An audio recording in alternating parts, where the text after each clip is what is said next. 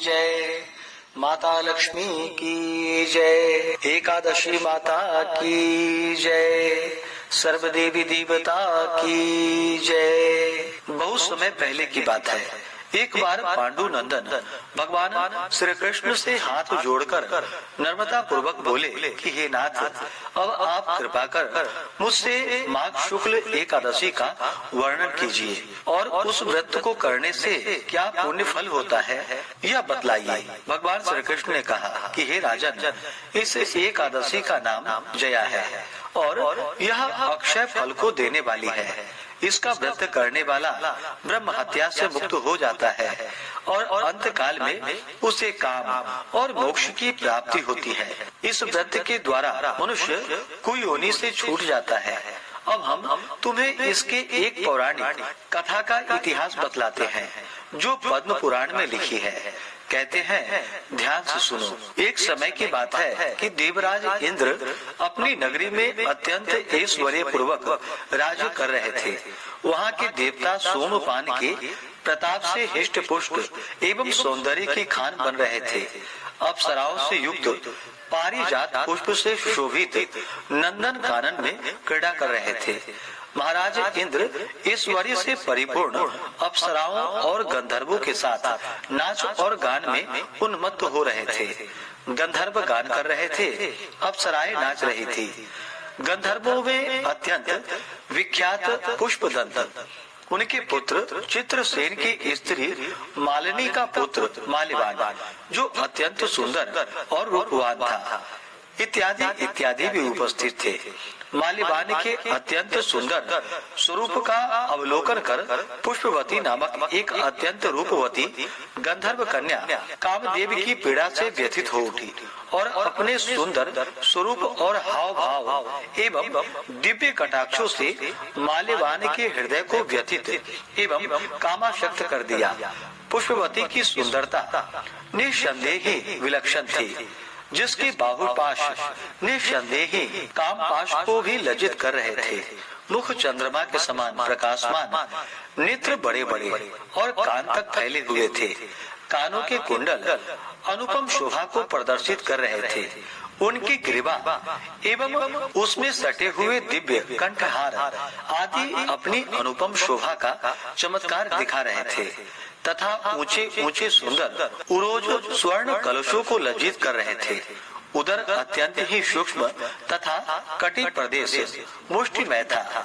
नितंब ऊंचे विस्तीर्ण सुंदर जगन स्थल एवं लाल कमलों को लज्जित करने वाले चरण इत्यादि माल्यवान के नेत्रों में चकाचौंध पैदा कर रहे थे। यद्यपि ये दोनों ही प्रेमी एक दूसरे पर अत्यंत ही अनुरक्त हो रहे थे, तथापि भयवश इंद्र को प्रसन्न करने के लिए बाध्य थे। अस्तु अन्य गंधर्वों और अप्सराओं के साथ मिलकर कार्य आरंभ किया, परंतु काम के वशीभूत होने के कारण इनका नृत्य एवं गान सम्यक नहीं उतर रहा था। इनकी चेष्टाओं एवं भाव भंगिमा से चतुर देवराज इंद्र पर इनका अनुराग तत्काल ही प्रकट हो गया। इंद्र ने इसको अपना अपमान समझा और उन पर क्रोध प्रकट कर उन्हें दारुण श्राप दे डाला। इंद्र ने कहा कि मेरी आज्ञा को भंग करने वाले पापात्मा मूर्खों, तुम दोनों ही पिशाच हो जाओ और मृत्यु लोक में जाकर अपनी अपनी करने का फल भोगो। साफ सुनकर दोनों ही दुखी हुए, परंतु अब क्या हो सकता था। दोनों ही हिमालय पर पिशाच हो अपना काल यापन करने लगे।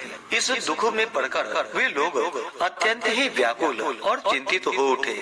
उन्हें क्षण मात्र को भी निद्रा नहीं आती थी। शीत और उष्ण के प्रभाव में पड़कर वे नाना प्रकार के कष्टों को भी भोगते और अपने अपने भाग्य को कोस रहे थे।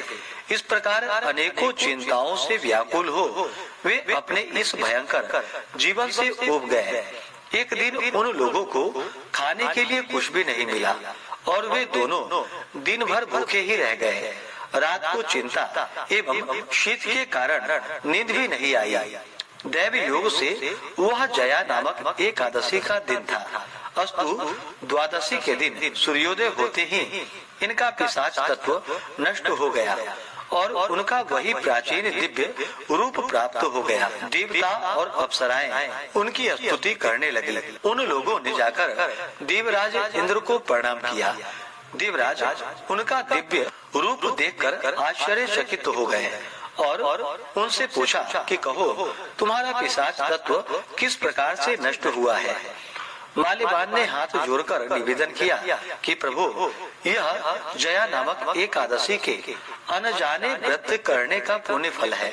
उनकी ऐसी वाणी को सुनकर देवराज इंद्र ने कहा कि भगवान विष्णु की भक्ति एवं जया के अनुग्रह से तुम्हारा पिशाच तत्व नष्ट हो गया और अब तुम देवताओं से भी वंदना के योग्य हो गए हो। अस्तु, अब तुम दोनों आनंद पूर्वक देवलोक में ही आनंद करो। हे राजन, देखो कैसा प्रभाव दिखाया इस जया एकादशी व्रत के पुण्य फल ने। इसलिए इस जया एकादशी व्रत को अवश्य ही करनी चाहिए, क्योंकि यह व्रत अनेकों अनुपम फलों को देने वाला है। भक्ति पूर्वक जया का व्रत करने वाला निसंदेह 100 वर्ष पर्यंत स्वर्ग में निवास करता है। तो बोलिए प्रेम से भगवान विष्णु की जय।